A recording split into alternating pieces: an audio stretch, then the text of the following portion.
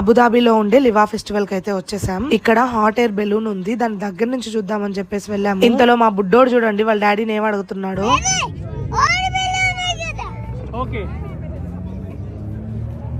నా లైఫ్ లో ఇదే ఫస్ట్ టైం హాట్ బెలూన్ అయితే ఎక్కడ. మామూలుగా అయితే ఇది చాలా దూరం వెళ్ళద్ది, కాకపోతే ఇక్కడ నైట్ అయిపోవడం వల్ల జస్ట్ కొంచెం హైట్ కే పర్మిషన్ ఇచ్చారు. సపోర్ట్ గా దానికి తాళ్లతో కార్ కి సెట్ చేశారు. ధైర్యం కోసం మనం కూడా అరబ్ టీ అయితే తాగేద్దాం.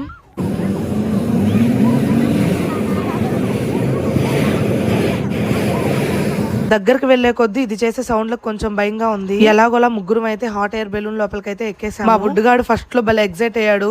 ఇంకా అది చేసే సౌండ్ లకు భయపడి వాళ్ళ డాడీ కాళ్ళ మధ్యలోకి వెళ్ళిపోయాడు.